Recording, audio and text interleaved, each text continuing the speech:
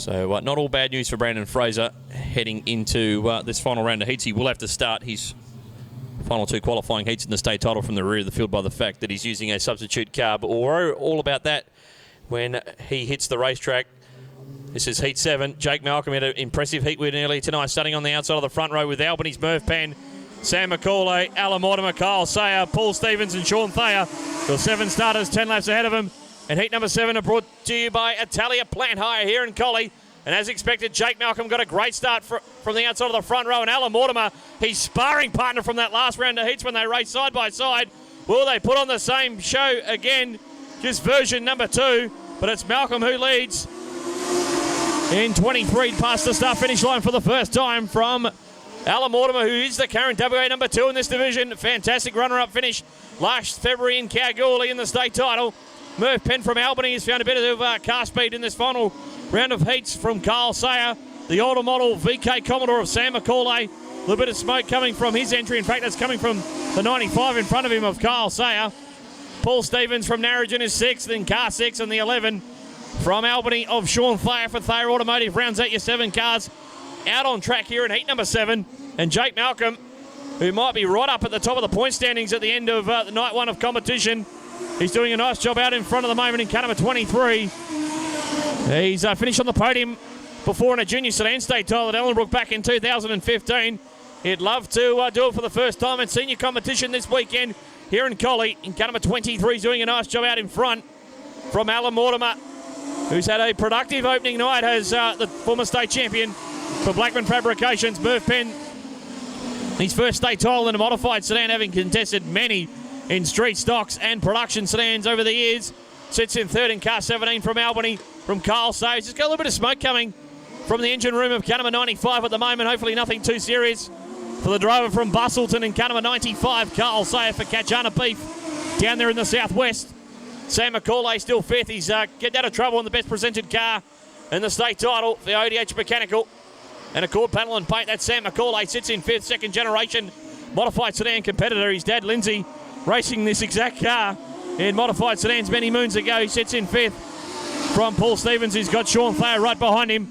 But we're over halfway home, 6 down and 4 remaining. And Jake Malcolm doing a nice job. He leads by 1.3 seconds back to Alan Mortimer. And Kyle Sayer has got it blown the right rear tyre. That must be when the smoke was coming from. The right rear tyre was rubbing on the guard. And Kyle Sayer's going to drop a heap of points in the state title. He's going to limp to the infield and be credited with 7th place finishing points in car number 95. But it's all Jake Malcolm out in front with just 2.5 laps remaining. Gets close to the concrete walls. He just headed past the Griffin Cole sign as Kyle Sayer limps to the infield. That's not the best way to end night number 1 for the driver of car number 95. Just 2 to run for Jake Malcolm. Become the first driver in the state title to win 2 heat races. He's got a nice gap of 1.1 seconds back to Alan Mortimer. Murph Penn will be happy with his performance here in his 3rd outing on night 1. As Sean Thayer, a big lunge into turn number 3, trying to work his way past Paul Stevens, but at the same time, they've got designs and finding a way past the 29 of Sam McCauley as they're off on their last circulation of the Makes Making History Collie Speedway in heat number 7. And Jake Malcolm is going to rocket right to the top of the point standings in car number 23 with an outstanding drive. He comes out of turn 4 for the final occasion and will win heat 7 over the 10 laps from Alan Mortimer. Murph Penn holds on to 3rd from Sam McCauley. Paul Stevens and Sean Thayer unable to make much progress there in heat 7, with Kyle Sayer completing 7 laps in car number 95. He'll be credited with 7th place finishing points. But we went green to checker without a stoppage once again. The all-up time was 3 minutes 22.897, and the winning margin between Malcolm and Mortimer, 1.1 seconds. The quick time of the race belonged to our race winner, Jake Malcolm, with a 19.890. The only driver in the 19-second bracket in that particular heat race, but a nice job. And he's going to have a chat to Morgan Melvin for the 2nd time tonight. Mentioned earlier that this evening his debut in the modified sedan state title last year in Kalgoorlie, had a heat race win, but unfortunately didn't complete the 40-lap A main up there in the goldfields. This year we're in the coalfields of Western Australia, and the 23 Commodore has come to Collie with one thing on his mind, and that's a strong result in the state title. He's the only driver really to find something on the top side, and that's why he's been the quickest driver so far tonight. The KCM Transport Carno 23 of Jake Malcolm becomes our first multiple heat race winner. And Jake, 2 on the trot, and the only one loving that top side.